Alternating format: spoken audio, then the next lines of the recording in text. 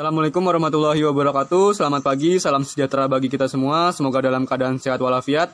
Ya, karena masih mewabahnya virus COVID-19 di Indonesia, membuat kita tidak bisa melaksanakan kuliah secara biasanya atau seperti biasanya di kelas dengan tatap muka, tapi hanya melaksanakan kuliah dengan metode atau cara online, secara daring, dengan mengupload video ini di YouTube. Buat teman-teman yang sedang menyaksikan, tetap jaga kesehatannya, karena semoga diri kita, badan kita, fisik kita tidak terpapar virus COVID-19, dan kita dilindungi sekeluarga dalam keadaan sehat walafiat sampai virus ini benar-benar mereda di Indonesia maupun penjuru dunia. Buat presentasi yang kami bawakan kali ini, kami dari kelompok 3, kelompok MSDM. Saya sendiri Aldi Purnomo dari NIM 2. Nama saya Mary Nur Aini, NIM C1L018006. Perkenalkan, nama saya Jawa Dwi Ramadan, saya NIM-nya C1L018029. Oke. Perkenalkan, nama saya Dian Melani Putri Nurandi, NIM C1L018033. Perkenalkan, nama saya Sefili Kristari, NIM 039. Perkenalkan, nama saya Yuna Melisa. Perkenalkan, nama saya Ismiatul Karimah, bisa dipanggil Ismi, NIM C1L018043. Perkenalkan, nama saya Dika Melia Febrianti, NIM 46. Perkenalkan, nama saya Adila Dri Apriliani, NIM C1L018047.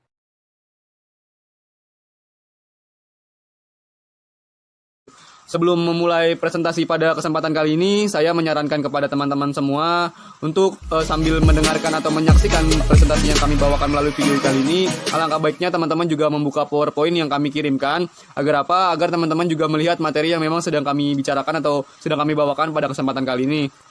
Cara-cara yang dilakukan bisa berupa laptopnya mungkin mendengarkan atau menyaksikan video ini, HP-nya digunakan untuk membuka PowerPoint-nya atau sebaliknya. Bisa juga mungkin ada beberapa handphone yang support YouTube-nya di-minimize, silakan di-minimize sambil membuka PowerPoint yang kami kirimkan, yang kami sediakan. Jadi bisa sambil mendengarkan, bisa juga melihat PowerPoint yang memang kami bawakan. Semoga teman-teman lebih dapat memahami dengan metode seperti itu. Ya, dari kami sendiri akan memulai presentasi kali ini yang kami bawakan dengan judul analisis pekerjaan.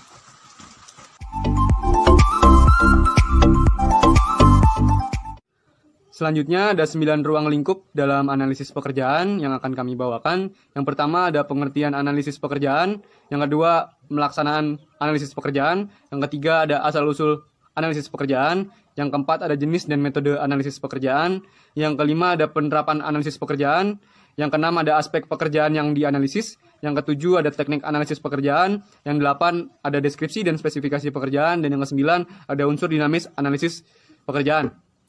Kepada teman-teman sekalian, saya ingatkan kembali untuk membuka PowerPoint yang sudah kami sediakan agar mempermudah pemahaman teman-teman dalam materi yang akan kami bawakan pada kesempatan kali ini.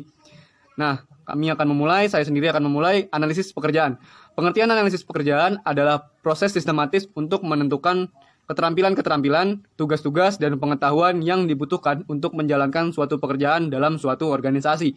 Informasi analisis pekerjaan ini dapat digunakan perusahaan untuk mempersiapkan deskripsi-deskripsi pekerjaan maupun spesifikasi-spesifikasi pekerjaan. Nah, kapan sih analisis pekerjaan ini dilakukan?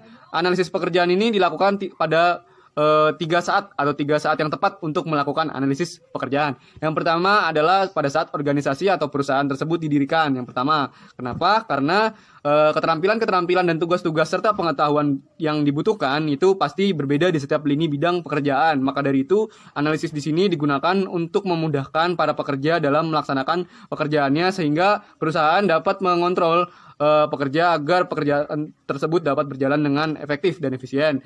Yang selanjutnya, saat yang tepat dalam melakukan analisis pekerjaan pada saat terciptanya pekerjaan baru. Jelas pada saat terciptanya pekerjaan baru membutuhkan keterampilan, kemampuan, dan pengetahuan yang baru juga. Maka dari itu analisis pekerjaan yang baru juga dibutuhkan. Misalkan dalam suatu perusahaan yang sebelumnya memang belum ada bidang terhadap teknologi, menggunakan teknologi, akhirnya menggunakan teknologi. Maka dari itu kan membutuhkan bidang yang baru. Misalkan bidang IT-nya atau bidang bagian yang mengoperasi teknologi tersebut, maka dari itu kan analisis yang baru juga dibutuhkan. Yang ketiga adalah saat pekerjaan berubah secara signifikan akibat adanya yang satu perubahan teknologi, adanya metode yang baru, adanya sistem yang baru. Nah, di situ juga pekerjaan tersebut kan jelas berubah. Maka dari itu analisis pekerjaan yang baru juga dibutuhkan. Banyak hal yang memang sesuai dengan perkembangan zaman di sini, pekerjaan-pekerjaan sudah menginovasikan hal-halnya sesuai dengan zaman sekarang, mengikuti teknologi, mengikuti metode yang sistem baru, dengan target-target pencapaian setiap perusahaan berbeda-beda. Maka dari itu, analisis pekerjaan di sini dapat berubah jika memang seiring berubahnya teknologi, seiring berubahnya metode dan sistem seperti itu. Melaksanakan analisis pekerjaan. Sebelum memulai presentasi pada kesempatan kali ini, saya menyarankan kepada teman-teman semua untuk sambil mendengarkan atau menyaksikan presentasi yang kami bawakan melalui video kali ini, alangkah baiknya teman-teman juga membuka PowerPoint yang kami kirimkan. Agar apa? Agar teman-teman juga melihat materi yang memang sedang kami bicarakan atau sedang kami bawakan pada kesempatan kali ini. Cara-cara yang dilakukan bisa berupa laptopnya mungkin mendengarkan atau menyaksikan video ini, HP-nya digunakan untuk membuka PowerPoint-nya atau sebaliknya. Bisa juga mungkin ada beberapa handphone yang support YouTube-nya di-minimize, silakan di-minimize sambil membuka PowerPoint yang kami kirimkan, yang kami sediakan. Jadi bisa sambil mendengarkan, bisa juga melihat PowerPoint yang memang kami bawakan. Semoga teman-teman lebih dapat memahami dengan metode seperti itu. Ya, dari kami sendiri akan memulai presentasi kali ini yang kami bawakan dengan judul analisis pekerjaan.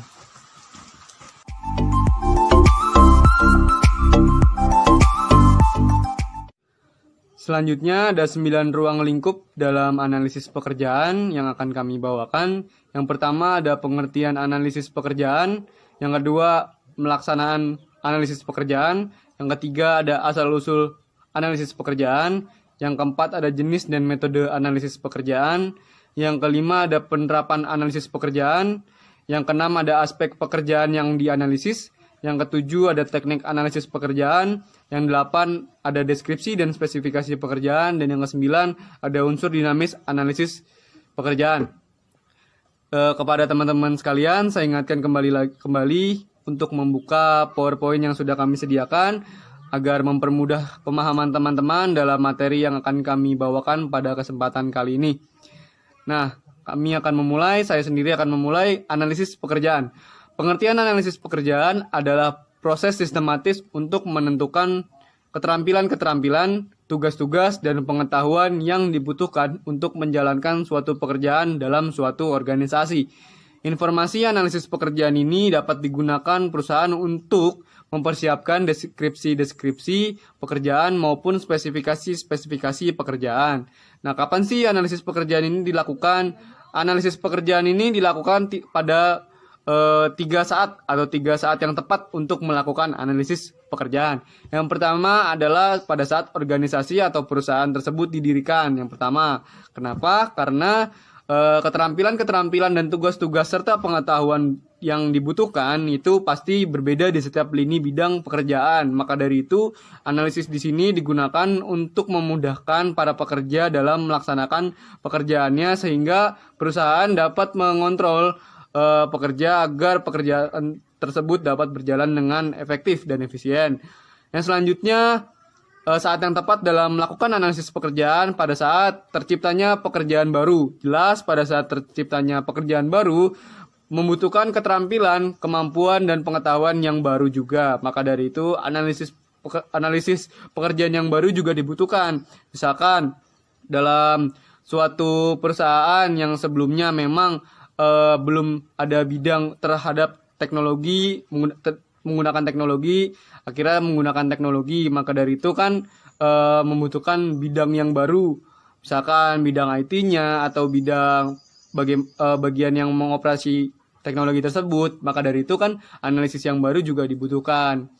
Yang ketiga adalah saat pekerjaan berubah secara signifikan akibat adanya yang satu perubahan teknologi, adanya metode yang baru, adanya sistem yang baru. Nah, di situ juga pekerjaan tersebut kan jelas berubah. Maka dari itu analisis pekerjaan yang baru juga dibutuhkan. Banyak hal yang memang sesuai dengan perkembangan zaman di sini, pekerjaan-pekerjaan sudah menginovasikan hal-halnya sesuai dengan zaman sekarang, mengikuti teknologi, mengikuti metode yang sistem baru, dengan target-target pencapaian setiap perusahaan berbeda-beda. Maka dari itu, analisis pekerjaan di sini dapat berubah jika memang seiring berubahnya teknologi, seiring berubahnya metode dan sistem seperti itu. Melaksanakan analisis pekerjaan. Di sini saya akan menjelaskan mengenai pelaksanaan analisis pekerjaan. Pelaksanaan analisis pekerjaan itu meliputi penyediaan staf, pelatihan dan pengembangan, penilaian kinerja, kompensasi, keselamatan dan kesehatan, hubungan karyawan dan perburuan, dan terakhir itu pertimbangan legal. Yang pertama saya akan menjelaskan mengenai penyediaan staf. Penyediaan staf, dengan adanya analisis pekerjaan ini, perusahaan akan mampu mengetahui pengetahuan, keterampilan, dan kemampuan para karyawan. Analisis pekerjaan juga dapat digunakan untuk panduan yang jelas dalam merekrut dan menyeleksi para karyawan untuk mengisi job desk-nya. Yang kedua yaitu pelatihan dan pengembangan. Seperti yang telah dijelaskan oleh Aldi sebelumnya, bahwa analisis pekerjaan akan digunakan untuk mempersiapkan deskripsi pekerjaan. Sedangkan deskripsi pekerjaan tersebut di sini sangat bermanfaat dalam mengidentifikasi kebutuhan-kebutuhan pelatihan dan pengembangan. Contoh deskripsi pekerjaan seorang kepala sekolah, antara lain sebagai edukator, motivator, pemimpin, atau leader, dan lain-lain. Dengan adanya deskripsi pekerjaan seorang kepala sekolah tersebut, maka akan mudah untuk melaksanakan pelatihan dan pengembangan sesuai dengan indikator yang akan dilatih dan dikembangkan. Yang ketiga itu penilaian kerja. Mungkin kalian juga bisa mencari contoh deskripsi pekerjaan. Nah, di deskripsi pekerjaan itu mencakup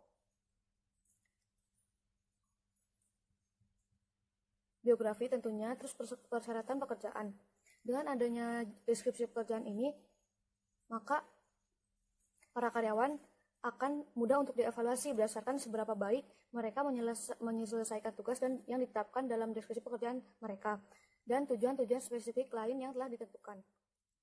Yang keempat, selanjutnya yaitu kompensasi. Analisis pekerjaan sangat berguna bagi perusahaan apabila perusahaan tersebut ingin memberikan kompensasi kepada karyawannya. Dari perspektif internal, semakin signifikan tugas dan tanggung jawab seorang karyawan, maka semakin tinggi pula nilai pekerjaan tersebut. Pekerjaan yang membutuhkan pengetahuan, keterampilan, dan kemampuan lebih besar seharusnya bernilai lebih bagi perusahaan.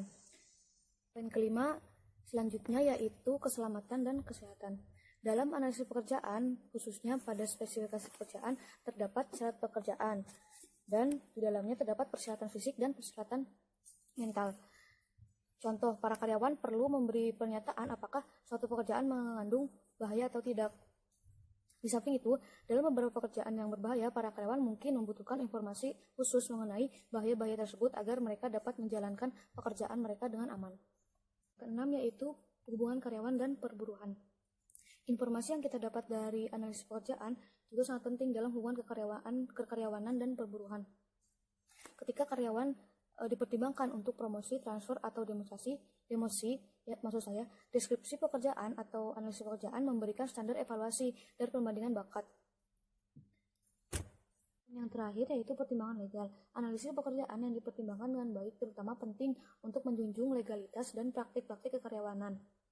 Dalam job analisis, khususnya pada deskripsi pekerjaan, itu terdapat detail yang harus dikerjakan untuk masing-masing bidang atau yang sering kita sebut itu job desk untuk masing-masing karyawan atau masing-masing bidang. Hal ini akan meminimalisir bahwa karyawan-karyawan dalam suatu perusahaan melakukan job desk atau praktik-praktik pekerjaan yang ilegal. Saya akan membahas mengenai asal-usul analisis pekerjaan. Teman-teman tadi sudah mendengarkan terkait dengan pengertian analisis pekerjaan atau yang lain sebagainya terkait dengan materi analisis pekerjaan. Yang saya bahas di sini adalah asal-usul analisis pekerjaan. Kenapa sih analisis pekerjaan itu muncul? Bagaimana sih analisis pekerjaan itu muncul? Oke, yang pertama sebelumnya asal-usul analisis pekerjaan itu yang saya baca itu ada 3. Yang pertama itu ada ini, kemudian yang kedua ada ini, kemudian yang ketiga ada ini. Oke, saya akan membahas satu persatu ya. Yang pertama itu kita akan bahas tentang bakat. Kenapa sih bakat masuk ke asal-usul analisis pekerjaan? Oke, akan saya ceritakan sedikit terkait dengan bakat di sini. Ketika kita memilih bakat, kemudian kita bekerja, kita pasti akan memiliki kemampuan yang lebih di dalam pekerjaan itu. Ketika kita memilih, contoh saja gitu, saya memilih bakat seni gitu, saya memilih bakat seni, kemudian saya meluangkannya di pekerjaan, dan itu akan memunculkan analisis pekerjaan terkait dengan menganalisis bagaimana tingkatan bakat dia, bagaimana peningkatan kinerja dia dengan bakatnya. Jadi intinya adalah bakat itu menjadi salah satu analis pekerjaan itu dikarenakan kita memiliki bakat yang berbeda-beda di dalam suatu pekerjaan. Oke, terkait dengan itu. Kemudian yang kedua, masih nyambung dengan bakat, yaitu persyaratan. Oke, persyaratan bakat unik. Jadi kita itu mempunyai bakat yang unik untuk mengisi pekerjaan-pekerjaan yang mana pekerjaan-pekerjaan itu memiliki memiliki pekerjaan atau memiliki jobdesk yang berbeda-beda gitu.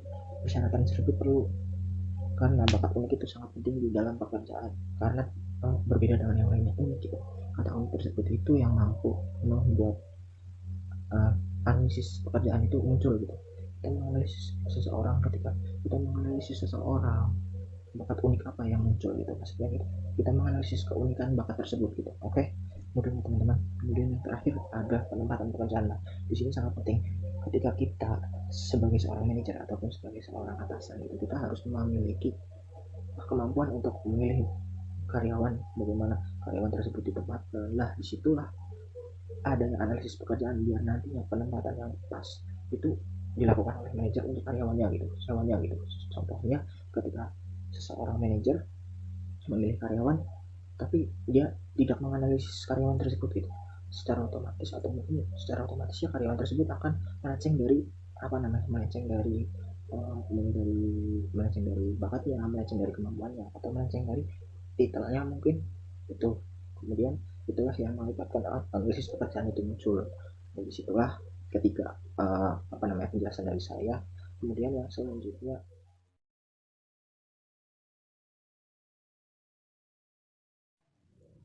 oke, itu dari penjelasan tentang asal usul analisis pekerjaan. Kemudian saya akan menjelaskan mengenai jenis-jenis informasi di dalam analisis pekerjaan, yang mana informasi ini yang mungkin dibutuhkan untuk manajer atau untuk atasan untuk menganalisis bagaimana karyawan itu bekerja, bagaimana karyawan itu ingin dipekerjakan dimanapun. Oke, yang selanjutnya itu saya akan menjelaskan ada apa aja di dalam informasi di analisis pekerjaan. Oke, yang pertama itu ada yang berwujud itu merupakan jenis-jenis ya yang kita lihat, yang bisa kita lihat dan kita rasakan seperti adanya mesin, jenis mesin, kemudian jenis peralatan ataupun jenis perkakas ataupun jenis fasilitas yang jam pekerjaan gitu.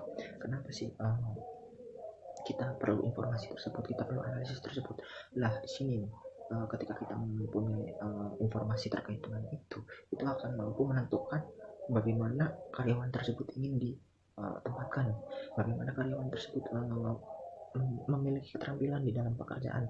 Jadinya ketika kita memiliki informasi tersebut, kita akan mengetahui ini sih peralatan ini gunanya buat apa, oh ternyata buat ini, akhirnya kita bisa bekerja di peralatan ini ataupun kita bisa memakai peralatan ini seperti itu. Jadi kita akan terampil gitu dalam bekerja gitu. Kemudian yang selanjutnya ada yang tidak berwujud di sini seperti kita informasi terkait dengan pengetahuan tentang pekerjaan, pengetahuan tentang sumber daya manusia, pengetahuan tentang bagaimana kita mengolah manusia, ataupun bagaimana kita berkawan dengan teman kita, bagaimana kita berteman dengan sesama pekerja, berteman dengan bos. Kita mempunyai porsi yang berbeda seperti itu, antara teman, antara bos, atau antara bawahan mungkin, atau antara atasan, bawahan, atau teman sebaya seperti itu. Mulai dari pengetahuan, kita mempunyai informasi terkait dengan jadwal kerja kita dianalisis, bagaimana sih cocoknya kita bekerja, enaknya kita bekerja berapa jam, seperti itu analisisnya. Kemudian ada lagi analisis terkait dengan psikologi gitu, bagaimana kita balik lagi tadi psikologi atau pengetahuan tentang psikologi gitu, itu juga sangat penting gitu. Selanjutnya pembahasan akan dibacakan atau mungkin akan diceritakan oleh teman saya. Sekian, terima kasih. Di sini saya akan menjelaskan mengenai metode analisis pekerjaan. Jadi ada 5 metode dalam analisis pekerjaan. Yang pertama ada kuesioner. Kuesioner dapat dilakukan secara cepat dan ekonomis. Analisis pekerjaan dapat mengidentifikasi kepada karyawan mengenai tugas-tugas yang telah diberikannya. Dalam beberapa kasus, ada karyawan yang belum atau kurang memahami mengenai keterampilan verbal, sehingga muncul adanya kondisi di mana metode ini kurang tepat digunakan. Ada pegawai atau karyawan yang membesar-besarkan signifikansi dari tugas yang mereka dapatkan, atau ada yang melebih-lebihkan tanggung jawab daripada yang sebenarnya terjadi. Di dalam kuesioner, karyawan diminta untuk menunjukkan apakah karyawan sudah menjalankan pekerjaannya atau belum. Jika sudah, berapa lama waktu karyawan untuk mengerjakan pekerjaan tersebut. Namun, pada nyatanya ada kuesioner yang bersifat terbuka dan hanya meminta karyawan untuk menunjukkan apa sih kewajiban inti dari pekerjaannya tersebut. Dari kuesioner terstruktur maupun yang tidak terstruktur itu menimbulkan pro dan kontra. Salah satunya adalah ketika pengembangan kuesioner ini atau saat pengembangan kuesioner ini dan pengujian kuesioner ini itu membutuhkan waktu dan biaya yang cukup mahal. Metode yang kedua adalah observasi. Observasi dapat digunakan untuk mengumpulkan informasi-informasi mengenai pekerjaan-pekerjaan yang lebih menekankan pada keterampilan mental, seperti pengoperasian mesin. Nah, metode ini juga dapat digunakan analisis untuk mengidentifikasi hubungan antara tugas-tugas fisik dan tugas-tugas mental, terutama saat keterampilan fisik lebih dominan saat melakukan pekerjaan. Nah, pendekatan ini itu dilakukan dengan cara mengamati para pekerja saat melakukan pekerjaan dalam siklus kerja penuh. Nah, siklus kerja penuh ini adalah waktu yang digunakan pekerja untuk menyelesaikan pekerjaan tersebut, entah itu 1 menit atau 1 jam dan lain sebagainya. Kemudian metode yang ketiga adalah wawancara. Jadi ada 3 jenis wawancara yang digunakan analis. Yang pertama adalah wawancara antara kelompok dengan kelompok yang memiliki pekerjaan yang sama. Yang kedua itu ada wawancara antara individu dengan setiap karyawan. Yang ketiga ada wawancara antara personal yang satu dengan personal yang lain yang memiliki pengetahuan yang sama mengenai pekerjaan tersebut. Jadi, metode ini dapat dikatakan tepat dan cepat untuk mendapatkan sebuah informasi. Pemahaman mengenai tugas tersebut dapat dilakukan dengan wawancara kepada karyawan dan supervisor.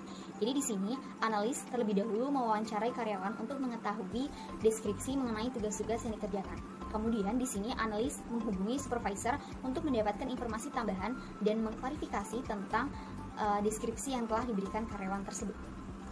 Metode yang keempat yaitu catatan karyawan atau catatan laporan partisipasi, di mana analisis pekerjaan dikumpulkan dengan cara meminta karyawan untuk mendeskripsikan atau menuliskan aktivitas pekerjaan yang dilakukan sehari-hari ke dalam sebuah buku catatan atau log. Di mana di sini masalah yang timbul seperti membesar-besarkan atau melebih-lebihkan tanggung jawab mereka itu dapat teratasi. Karena di sini notabene para karyawan akan mencurahkan ceritanya dalam buku dan dia tidak tatap muka dengan seseorang sehingga kecurangan-kecurangan yang timbul itu bisa diatasi. Metode yang terakhir adalah kombinasi metode, di mana dalam menganalisis pekerjaan yang klerikal atau disebut juga tipe pekerjaan yang operasional dan administratif, seorang analis bisa menggunakan metode kuesioner dan didukung dengan wawancara dan observasi terbatas. Dan untuk memperoleh informasi mengenai pekerjaan-pekerjaan tersebut, wawancara dan observasi dapat digunakan untuk memperoleh data yang diperlukan. Jadi, seharusnya seorang analis menggunakan beberapa teknik yang digunakan untuk mendapatkan informasi yang akurat mengenai suatu pekerjaan dari karyawannya. Assalamualaikum warahmatullahi wabarakatuh. Perkenalkan, nama saya Septi Kristari, NIM 039. Nah, di sini saya akan melanjutkan materi mengenai analisis pekerjaan. Baik, untuk materi selanjutnya itu mengenai metode analisis pekerjaan. Metode yang pertama itu adalah observasi. Jadi, metode observasi ini itu merupakan metode yang melakukan pengamatan secara langsung pada suatu pekerjaan. Jadi, misalkan dalam suatu pabrik semen misalkan, nah nanti kita tuh melakukan observasi atau pengamatan secara langsung bagaimana cara untuk memproduksi semen seperti itu. Nah, kemudian kalau metode observasi ini itu lebih menekankan pada fisik maupun mental. Nah, sehingga dengan melakukan observasi ini tuh kelebihannya itu kita sebagai pencari informasinya itu bisa lebih mendalami terkait dengan pekerjaan yang akan dilakukan seperti itu.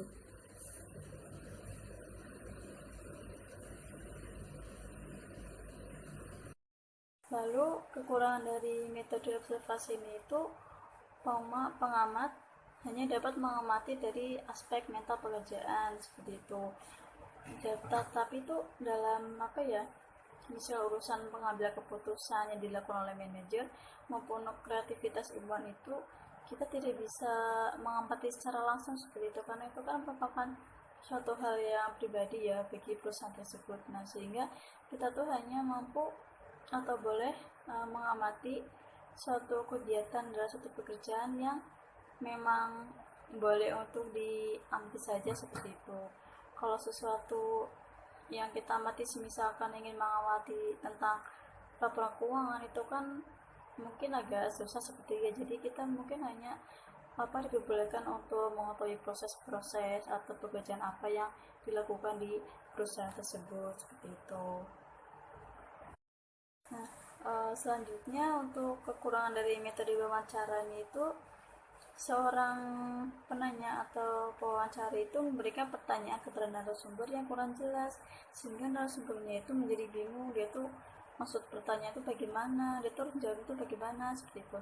Nah, jadi tuh di sini narasumber itu dapat mengetahui si pewawancara ini tuh bener nggak sih cuma nyari informasi buat kepentingan dia, misalkan ditugaskan dari pihak sekolah, dari guru matkul tersebut seperti itu. Nah, itu bisa dilihat dari cara kita mewawancara, dari gerak-gerik, dari pertanyaan yang kita lontarkan atau pertanyaan yang kita ajukan. Nah, itu pertanyaan itu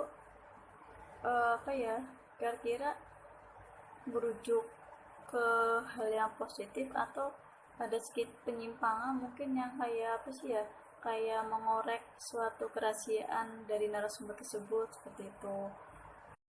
Jadi kita tuh sebagai pewawancara, kita tuh harus memberikan pertanyaan yang memang pertanyaan itu tidak menyinggung perasaan si narasumber tersebut, seperti itu, tidak menyangkut tentang masa lalunya yang mungkin kurang baik atau mungkin tentang rahasia perusahaan yang memang atau rahasia narasumber yang memang tidak boleh diberitahukan seperti itu. Lalu metode selanjutnya itu ada kuesioner. Jadi kuesionernya itu bentuknya itu terstruktur. Jadi ada daftar pertanyaan, terus nanti ada checklistnya, kita suruh milih misal setuju, tidak setuju, sangat setuju, kurang setuju, dan sebagainya. Nah, lalu kelebihan dari metode kuesioner itu memang biaya tuh lebih murah ya dan lebih cepat digunakan, dan juga dapat menyakup sampel yang lebih besar seperti itu. Nah, tetapi di sini tuh susah dalam melakukan menganalisis data yang telah kita dapatkan. Untuk kelemahan kuesionernya itu pertanyaan mungkin diinterpretasikan tidak tepat. Jadi itu pertanyaan yang kita tulis dalam kuesioner itu mungkin penjelasannya itu kurang tepat, kurang pas gitu. Jadi mungkin tidak sesuai dengan pemahaman si narasumbernya tersebut atau respondennya tersebut seperti itu. Akhirnya juga memakan waktu juga dan biaya itu juga mahal. Jadi kuesioner kan kita harus kayak ngeprint banyak, kemudian juga memakan waktu karena kita kan harus mencari objek kan atau sumber yang akan kita wawancarai seperti itu, sehingga juga untuk menganalisisnya itu juga susah karena memerlukan waktu yang lama atau juga memerlukan biaya tentunya yang lebih banyak jika dengan menggunakan metode kuesioner ini. Lalu untuk metode analisis pekerjaan yang terakhir itu adalah catatan harian, yaitu deskripsi aktivitas kerja sehari-hari oleh pekerja. Nah, kelebihan dari catatan harian ini tuh ditulis dalam bahasa yang lazim bagi pekerja dan supervisor, sehingga data yang kita dapatkan itu mudah digunakan atau dikembangkan seperti itu. Lalu kekurangannya itu memakan waktu untuk mendokumentasikan, seperti sudah jelaskan, karena dalam catatan harian kan berarti kita tuh harus seperti merangkum ya, menyimpulkan tentang catatan harian tersebut seperti itu. Lalu juga catatan mungkin tidak objektif, lalu mencakup aktivitas mental, misalnya tentang daya inovasi, atau tidak mencakup catatan seluruh aktivitasnya. Baik, untuk penjelasan materi selanjutnya akan dijelaskan oleh rekan saya kepada saudara Yuni. Saya persilakan. Perkenalkan, nama saya Yuni Melisa. Saya di sini akan menjelaskan tentang penerapan analisis pekerjaan. Dalam melakukan analisis pekerjaan yang baik itu memberikan beberapa hal. Yang pertama itu menghasilkan deskripsi pekerjaan yang jelas dan akurat. Kemudian frekuensi dan pentingnya perilaku tugas yang harus dinilai. Yang ketiga itu memungkinkan penilaian yang akurat terhadap pengetahuan, keterampilan, kemampuan, dan karakteristik lainnya. Kemudian yang keempat itu menghasilkan informasi yang berhubungan antara antara kewajiban pekerjaan, pengetahuan, keterampilan, kemampuan, dan karakteristik lainnya. Nah, analisis yang secara potensi memberikan dasar informasi yang mempunyai tujuan yaitu sebagai berikut. Yang pertama ada struktur desain organisasi. Dalam hal ini dengan merinci persyaratan pekerjaan dan interrelasi antara pekerjaan, tanggung jawab di semua level dapat terperinci, terus meningkatkan efisien dan meminimumkan tumpang tindih dan duplikasi. Yang kedua itu ada perencanaan SDM, di mana perencanaan ini bisa dengan melakukan kegiatan pelatihan, rotasi, dan promosi kepada para karyawan. Yang ketiga, evaluasi dan kompensasi pekerjaan, yaitu deskripsi dan spesifikasi pekerjaan memberikan pengertian kepada mereka yang melakukan penilaian pekerja dan keputusan kompensasi. Kemudian ada rekrutmen. Rekrutmen ini informasi yang dibutuhkan HRD ini adalah informasi lengkap pekerjaan yang sedang dicari dan karakteristik personal yang dibutuhkan untuk melakukan pekerjaan ini. Kemudian seleksi. Setelah melakukan rekrutmen, lanjut ke tahapan seleksi, di mana para calon pekerja ini diseleksi sesuai dengan informasi pekerjaan serta karakteristik personal yang sesuai dengan pekerjaannya. Kemudian penempatan. Setelah melakukan seleksi sesuai dengan karakteristik yang dibutuhkan, kemudian para pekerja yang sudah diterima ini, yang sudah lolos seleksi ini, kemudian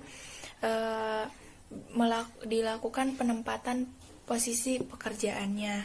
Kemudian setelah penempatan itu ada orientasi, pelatihan, dan pengembangan, di mana para pekerja yang sudah menempati posisi pekerjaannya di sini akan mendapatkan pelatihan dan pengembangan. Pelatihan untuk para pekerja yang biasanya di bidang khusus, misalkan melakukan pelatihan terhadap pelatihan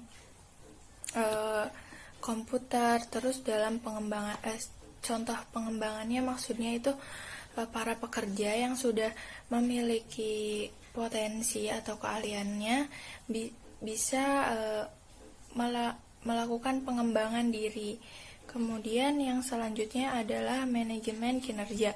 Karyawan dinilai berdasarkan seberapa baik mereka melakukan pekerjaan yang penting.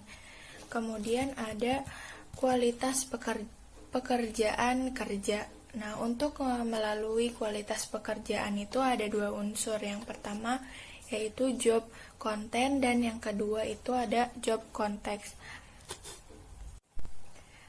Adapun langkah-langkah analisis pekerjaan yaitu yang pertama meneliti organisasi secara total dan kesesuaian setiap pekerjaan. Yang kedua, menentukan bagaimana informasi analisis pekerjaan akan digunakan. Yang ketiga itu menyeleksi pekerjaan yang akan dianalisis. Yang keempat, mengumpulkan data dengan menggunakan teknik analisis pekerjaan yang dapat diterima. Kemudian yang kelima, mempersiapkan deskripsi pekerjaan. Yang keenam itu mempersiapkan spesifikasi pekerjaan. Pelaksanaan analisis pekerjaan dapat diklasifikasikan sebagai berikut. Bisa dilihat pada slide nomor 11 itu terdapat tanggung jawab khusus analisis pekerjaan. Untuk unit SDM yaitu menyediakan dan mengkoordinasikan prosedur analisis pekerjaannya. Kemudian untuk manajernya itu melengkapi atau membantu melengkapi informasi analisis pekerjaan. Kemudian untuk poin kedua, untuk unit SDM itu menulis uraian dan spesifikasi pekerjaan untuk diperiksa manajer. Kemudian bagian manajer itu memeriksa dan menjaga ketepatan uraian pekerjaan atau spesifikasi pekerjaan. Untuk poin ketiga, unit SDM itu merevisi dan secara berkala memeriksa uraian dan spesifikasi pekerjaan. Untuk manajernya itu dapat meminta analisis pekerjaan baru ketika pekerjaannya berubah.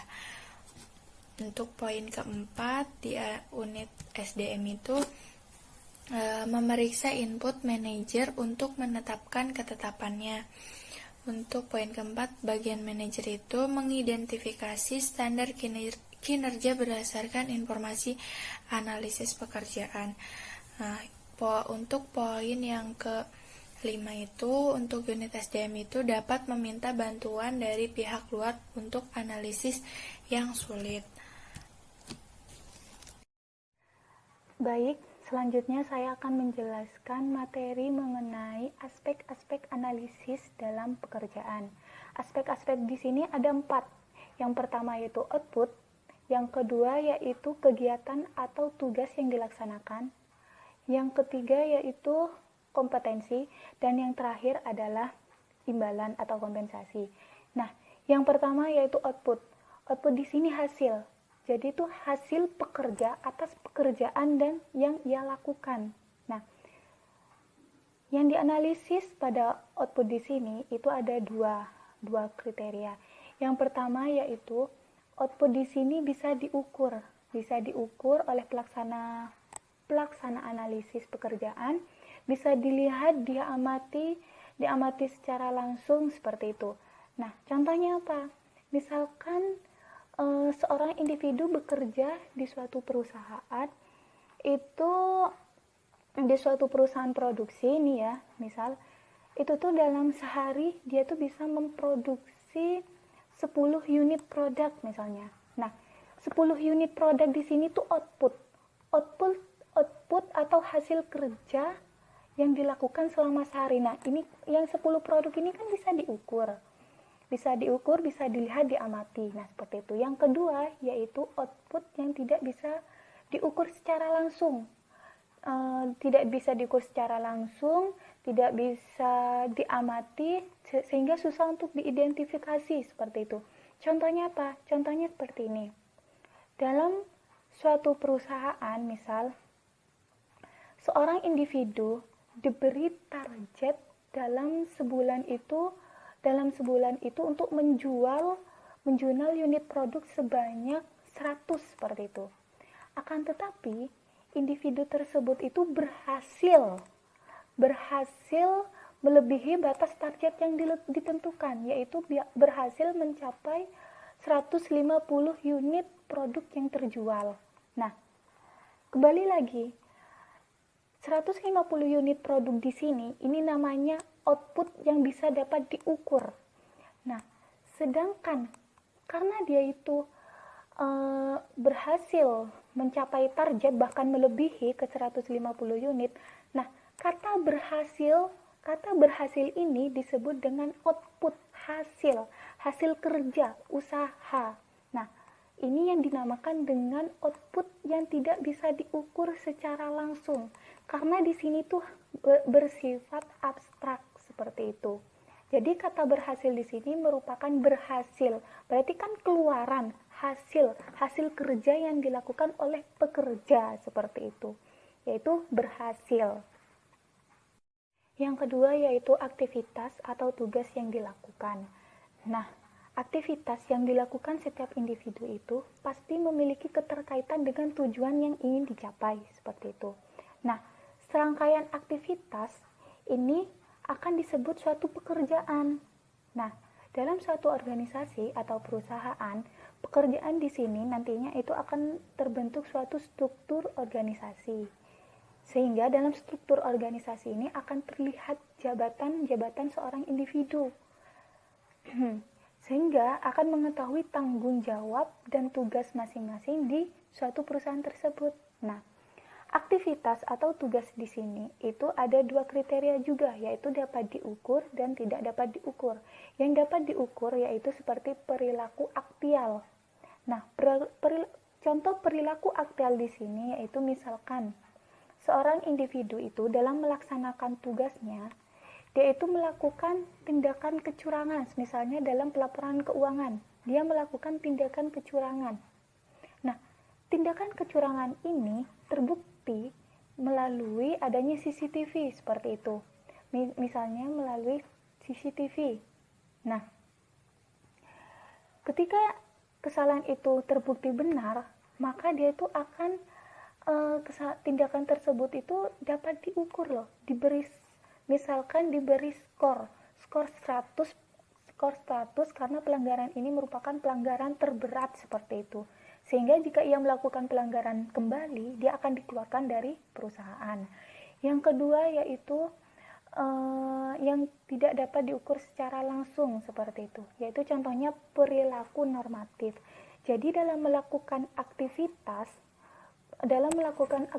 pekerjaan, pekerja ini misalkan menerbitkan laporan keuangan, yaitu menerbitkan laporan keuangan secara jujur. Nah, sifat jujur di sini termasuk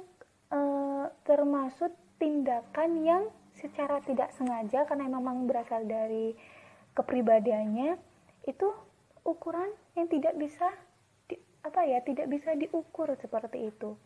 Karena sifatnya sama, abstrak seperti itu. Karena ini berdasarkan persepsi ataupun pandangan teman rekan kerja, seperti kalau itu sifat yang memiliki sifat jujur seperti itu. Jadi seperti itu. Terus yang ketiga adalah kompetensi. Kompetensi di sini merupakan karakteristik dasar yang dimiliki seorang individu karena memiliki keunggulan pada bidang tertentu.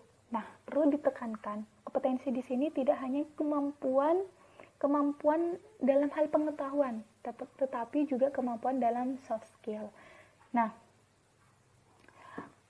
karyawan yang berkompeten dalam suatu perusahaan itu akan menjadi aset perusahaan. Nah, di sini itu maksudnya perusahaan itu akan memiliki keunggulan kompetitif dengan sumber daya manusianya yang berkompeten seperti itu.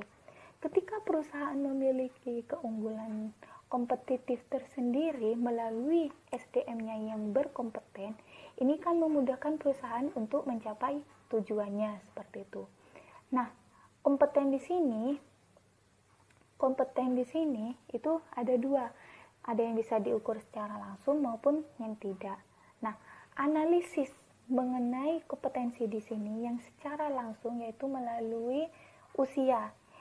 Bisa kita lihat usia 15 tahun dengan usia 30 tahun, otomatis pengetahuannya, sikapnya, terus ya semuanya itu pastinya lebih memilih untuk memilih anak yang 25 tahun. Kenapa? Karena kita bisa tahulah dengan semakin dewasa usia seseorang tersebut, maka pengetahuan yang ia dapat itu juga semakin banyak, tidak hanya yang ukuran 15 tahun, umur usia 15 tahun. Ya pengetahuannya masih sedikit dan masih dibilang masih kekanak-kanakan. Jadi untuk diterima di suatu perusahaan yang besar itu sulit seperti itu.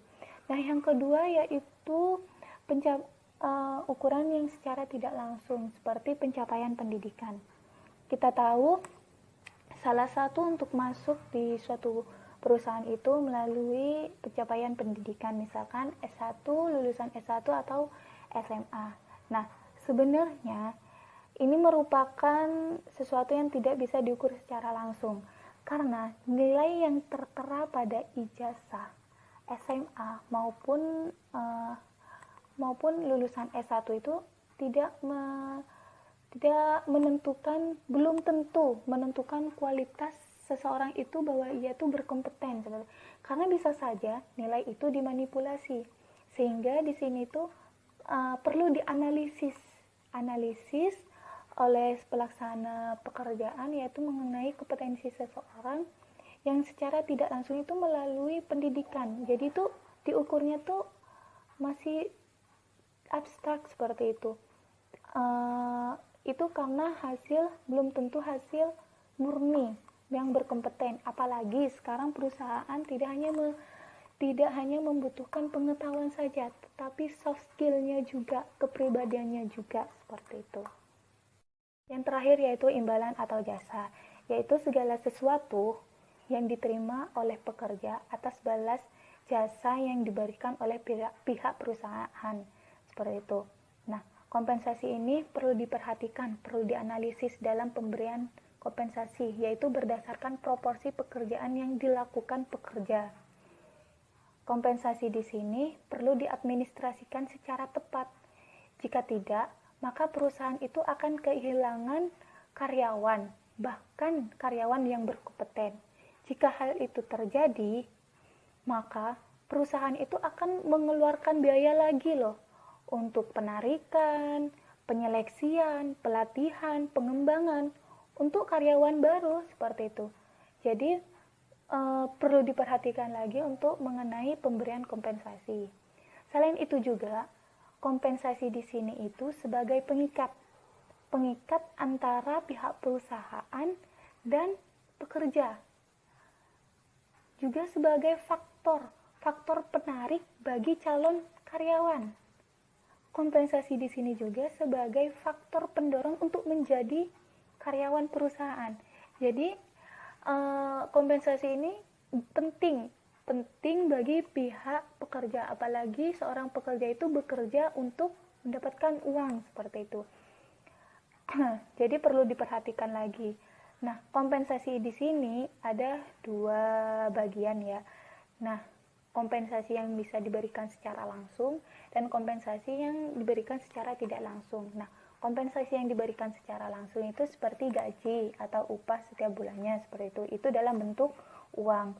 Nah, kompensasi yang secara tidak langsung itu seperti diberikan cuti, libur kalau sakit, diberikan izin, keselamatan kerja. Itu penting. Keselamatan kerja, terus diberikan rekreasi, seperti itu.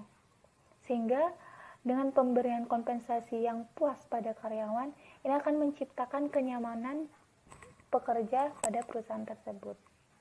Penjelasan berikutnya yaitu mengenai teknik-teknik analisis pekerjaan. Nah, teknik analisis pekerjaan itu ada 6, tetapi saya akan menjelaskan 3 teknik. Yang pertama yaitu task inventory analysis. Nah, metode pengumpulan data teknik ini yaitu melalui kuesioner, pengisian kuesioner pekerja. Nah, deskripsi dari teknik di sini yaitu tugas-tugas pekerja itu akan diperingkat oleh pelaksana pekerjaan, supervisor maupun analisis pekerjaan. Nah, peringkat tugas di sini didasarkan pada pentingnya tugas dan waktu untuk mengerjakan tugas tersebut, sehingga tidak asal memberikan peringkat, karena ini ada dasarnya, yaitu seberapa urgentnya, seberapa pentingnya tugas itu, berada urutan yang diutamakan, seperti itu. Terus yang kedua yaitu critical incident technique, metode pengumpulan datanya dengan wawancara. Nah, teknik ini yaitu untuk mengembangkan deskripsi perilaku suatu pekerjaan. Nah, melalui teknik ini yang pertama ini akan memperoleh atau akan mencatat deskripsi perilaku spesifik yang dilakukan pekerja dalam menyelesaikan pekerjaannya. Yang kedua, teknik ini akan memberikan gambaran yang jelas bagaimana cara-cara yang dilakukan pekerja untuk menyelesaikan pekerjaannya. Dan yang ketiga, akan diketahui keterampilan, kemampuan dan keahlian pekerja dalam melaksanakan pekerjaannya tersebut. Nah, lalu yang ketiga yaitu Possession Analysis Questionnaire. Nah, metode pengumpulan datanya yaitu sama melalui kuesioner. Nah, teknik ini memiliki 6 butir bagian. Yang pertama yaitu input informasi. Nah, input informasi di sini bagaimana dan di mana informasi itu diperoleh oleh pekerja dalam melaksanakan pekerjaannya. Yang kedua yaitu proses mental, yaitu tindakan mengambil keputusan yang akan diambil pekerja dalam melaksanakan pekerjaannya. Yang ketiga yaitu output pekerjaan, yaitu seperti aktivitas fisik maupun alat dan perlengkapan yang menunjang pekerja dalam melaksanakan pekerjaan. Yang keempat yaitu hubungan dengan orang lain. Dalam melaksanakan suatu pekerjaan, seorang individu tidak lepas dari bantuan orang lain, seperti itu. Yang kelima yaitu konteks pekerjaan, yaitu dari kondisi fisik, kondisi sosial maupun kondisi fisik dalam melaksanakan pekerjaan tersebut. Dan yang terakhir yaitu karakteristik lain, yaitu karakteristik yang selain disebutkan tadi seperti input informasi, proses mental, output pekerjaan, konteks pekerjaan, dan hubungan dengan orang lain. Selanjutnya akan dilanjutkan oleh teman saya yaitu Adela. Jelaskan fungsional job analysis. Fungsional job analysis merupakan pendekatan analisis pekerjaan yang berorientasi pada pekerjaan yang berusaha menjelaskan orang seutuhnya dalam pekerjaan. Hal ini meliputi seperti isi, fungsional, spesifik, dan keterampilan adaptif untuk seorang individu yang ingin pekerjaannya dikembangkan oleh United States Employment Service untuk memberikan pengaturan jabatan atau pekerjaan yang bermakna, yang kemudian dimuat dalam publikasi yang komprehensif, yaitu Dictionary of Occupational Titles. Analisis pekerjaan fungsional. Metode ini adalah pendekatan komprehensif untuk analisis pekerjaan. VCA mempertimbangkan yang pertama yaitu sasaran organisasi, yang kedua apa yang dapat dilakukan para karyawan untuk mencapai sasaran itu dalam pekerjaan mereka, yang ketiga tingkat orientasi perihal apa yang dapat dilakukan para tenaga kerja, yang keempat baku kinerja, yang kelima yaitu isi pelatihan. Dalam VCA terdapat kegiatan-kegiatan yang perlu dilakukan dalam melakukan pekerjaannya sedang dianalisis. Dikelompokkan menjadi 3 bagian. Yang pertama yaitu data, orang, dan benda. Kegiatan yang berorientasi pada data sifatnya itu tidak nyata. Aktivitas ini mencangkup manipulasi informasi seperti angka, kata, dan gagasan. Terus kegiatan yang berorientasi pada orang itu juga melibatkan interaksi terhadap orang lain, contohnya seperti menjual, membeli. Nah, yang ketiga yaitu benda. Jadi kegiatan yang berorientasi pada benda mencangkup objek-objek yang tak bernyawa seperti perkakas, peralatan, mesin-mesin. Analisis pekerjaan fungsional atau VCA, metode ini adalah pendekatan komprehensif untuk analisis pekerjaan.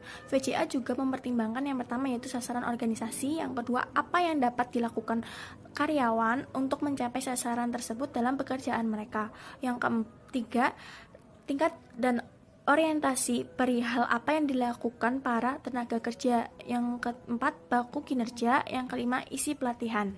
VCA itu dikembangkan oleh United States Employment Service untuk memberikan pengaturan jabatan atau pekerjaan yang bermakna, yang kemudian dimuat dalam publikasi yang komprehensif, yaitu Dictionary of Occupational Titles. VCA sebenarnya muncul sebagai pengembang dan penyempurna DOT atau Dictionary of Occupational Titles, yang merupakan sumber primer yang digunakan oleh jasa tenaga kerja Amerika Serikat untuk memberikan informasi deskripsi pekerjaan. VCA sering digunakan oleh pemerintah. Tujuan utamanya adalah mempersiapkan deskripsi pekerjaan dan spesifikasi pekerjaan. VCA bermanfaat untuk menetapkan gaji atau upah dan mengembangkan rencana suksesi. Satu hal kekurangan dari VCA sendiri yaitu pelatihan penggunaannya yang membutuhkan waktu yang lama, sehingga biayanya itu menjadi sangat mahal dan tidak dapat dijangkau oleh semua organisasi. Management Position Description Questionnaire. Management Position Description Questionnaire adalah kuesioner yang digunakan dalam manajemen sumber daya manusia untuk tujuan menganalisis posisi manajemen.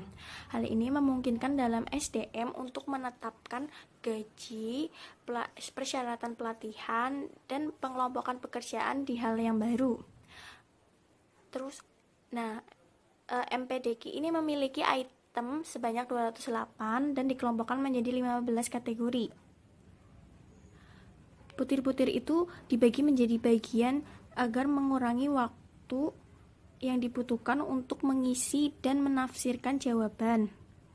Yang pertama yaitu informasi umum, yang kedua mengambil keputusan, yang ketiga perencanaan organisasi dan pengorganisasian, yang keempat pengadministrasian, yang kelima pengendalian, yang keenam pengawasan, yang ketujuh konsultasi dan inovasi, yang kedelapan kontrak, yang kesembilan koordinasi, yang kesepuluh representasi, yang kesebelas pemantauan indikator bisnis, yang ke-12 penilaian penyeluruh, yang ke-13 pengetahuan, keterampilan dan kemampuan, yang ke-14 bagian organisasi, dan 15 komentar dan reaksi. 6 yaitu Placement Job Analysis System. Placement Job Analysis System merupakan teknik lain dalam memperoleh informasi tentang karakteristik pekerjaan. Analisis pekerjaan memberikan informasi tentang organisasi yang membantu menentukan karyawan mana yang cocok dengan pekerjaan tertentu. Analisis pekerjaan sangat penting untuk membantu pengembangan karir mereka. Deskripsi dan spesifikasi pekerjaan.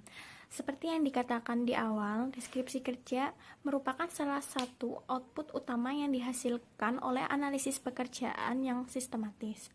Secara sederhana dapat dikatakan deskripsi pekerjaan adalah catatan sistematis dan teratur tentang tugas dan tanggung jawab suatu jabatan yang didasarkan pada kenyataan apa, bagaimana, mengapa, dan di mana pekerjaan dilaksanakan, dan kualifikasi orang yang akan menduduki jabatan tersebut.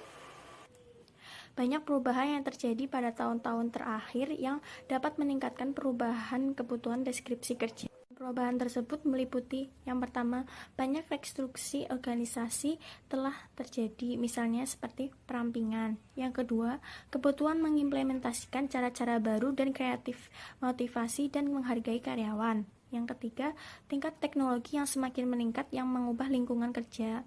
Yang keempat, regulasi yang baru tentang praktik tenaga kerja. Spesifikasi kerja tumbuh dari deskripsi kerja. Spesifikasi kerja terutama bermanfaat dalam memberi petunjuk dalam merekrutmen dan menyeleksi. Dari spesifikasi pekerjaan, kita dapat mengetahui pendidikan dan pengalaman dari si pelamar tersebut. Spesifikasi kerja merupakan catatan yang menjelaskan hal-hal yang diperlukan oleh seorang karyawan untuk memangku dan melaksanakan pekerjaan dari jabatan tersebut. Perkenalkan, nama saya Adila Dri Apriliani, NIM C1L018-047. Saya di sini akan menjelaskan mengenai materi unsur dinamis, analisis pekerjaan. Mana arti dinamis itu sendiri yaitu segala sesuatu atau kondisi yang terus-menerus berubah, bergerak secara aktif, dan mengalami perkembangan yang berarti. Dalam suatu pekerjaan, kita cenderung memandang bahwa suatu pekerjaan sebagai hal yang statis dan stabil.